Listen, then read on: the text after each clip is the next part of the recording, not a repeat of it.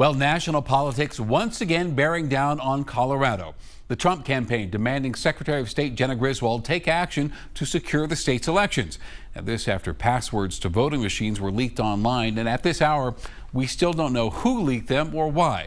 We begin tonight with Denver 7 investigative reporter Natalie Chuck, who has been combing through details of the breach.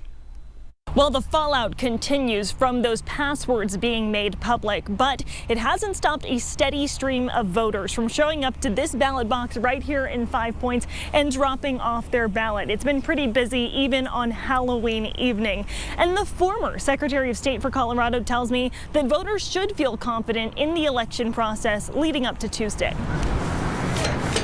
I like the ceremony of actually going to a box, if that makes sense, like the sense of occasion. These boxes might be the quickest. This is an important election, and I was going to make sure I voted. And in some people's minds, safest way of voting this election. The Trump campaign calling out Colorado's election process after the Secretary of State's office confirmed partial passwords to voting machines were published in a public spreadsheet and left there for months. The campaign saying the office should identify the counties affected, direct them to halt processing of mail ballots, and prepare to rescan all ballots. I think the state should be transparent about which counties are affected.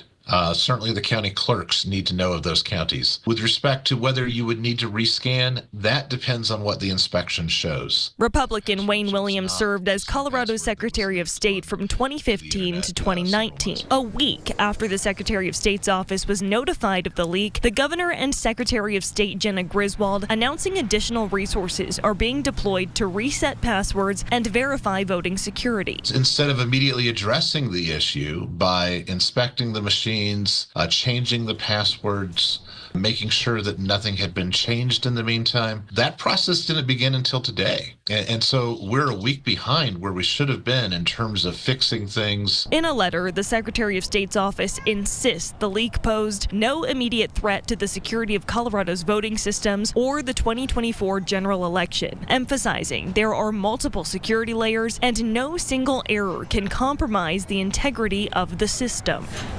For voters just learning those passwords were public, I still have like a basic faith that there is an effort in place, right, to get the accurate ballot. I wouldn't let it stop anybody from voting. Let's put it that way. And another reminder from Mr. Wayne Williams is that voters should also say something if they see something. Do not wait to report any security concerns that you have while voting. In 5 Points, Natalie Chuck, Denver 7. And county clerks across Colorado urging people to vote and say they can vote confidently. They also thank Governor Polis for providing extra manpower to help update passwords and check logs for tampering.